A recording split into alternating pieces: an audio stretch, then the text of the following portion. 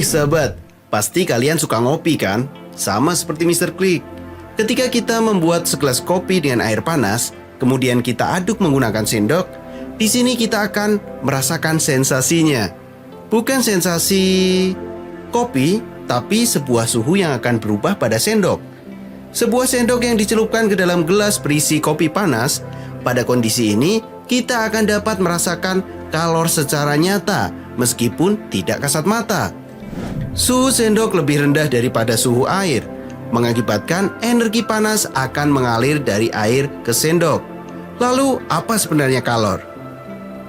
Kalor merupakan suatu kuantitas atau jumlah energi panas baik yang diserap ataupun dilepaskan oleh suatu benda. Alat ukur untuk mengukur besarnya kalor disebut kalorimeter. Tentu ini berbeda dengan suhu ya, yang diukur menggunakan termometer. Dalam satuan internasional, kalor dinyatakan dengan joule. Satuan lainnya dinyatakan dengan kalori.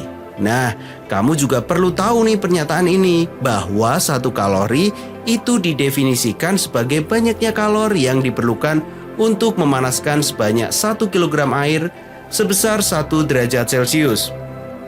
Kalian juga perlu tahu itu, apa itu kalori dan apa itu joule. Karena joule itu satuan internasionalnya kalor, tapi alat ukurnya kalori.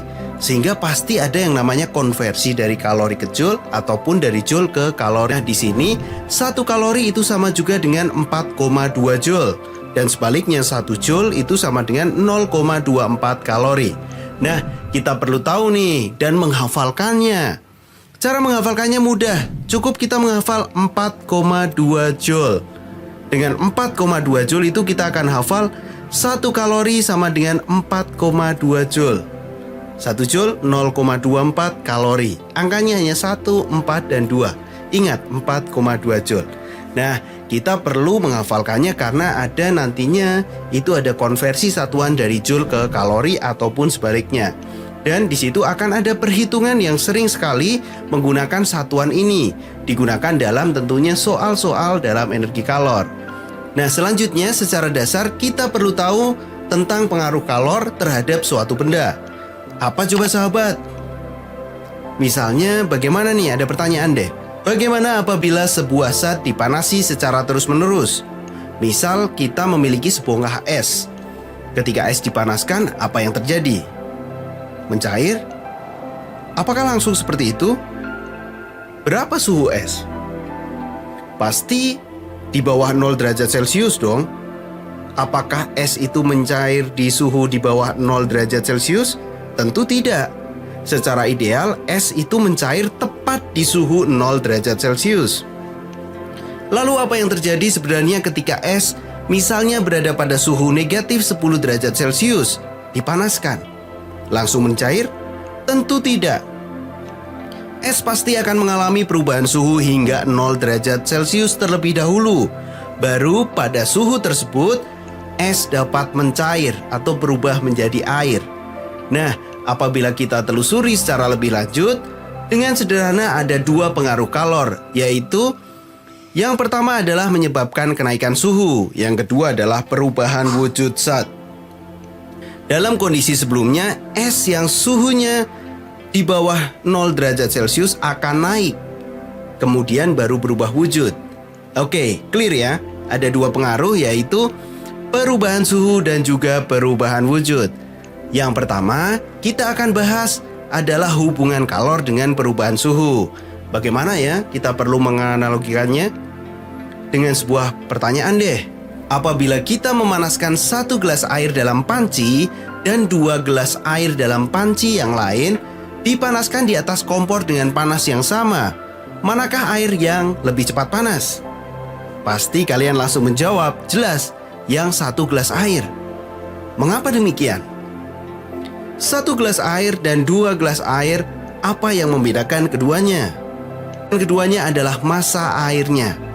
Sehingga kita tahu bahwa semakin besar massa, semakin besar kalor yang dibutuhkan. Sehingga kalau kecil ya, massanya kecil, itu juga kalornya membutuhkannya kecil. Sehingga panci dengan isian air yang sedikit akan lebih cepat panas. Kita tahu bahwa massa itu mempengaruhi besarnya kalor. Sekarang misalnya dengan 2 panci dengan isian yang sama 1 gelas. 1 dipanaskan dengan api kecil dan 1 dipanaskan dengan api besar. Mana yang lebih cepat mendidih? Kita tahu bahwa air yang mendidih idealnya itu di suhu 100 derajat Celcius. Mana yang lebih cepat mendidih? Tepat sekali. Pasti yang cepat mendidih adalah air yang dipanaskan dengan api besar. Di sini menandakan bahwa air yang cepat mengalami perubahan suhu hingga 100 derajat Celcius membutuhkan api yang besar, sehingga dapat kita tahu bahwa semakin besar kalor, maka semakin besar kenaikan suhu suatu zat. Nah, pertanyaan yang terakhir.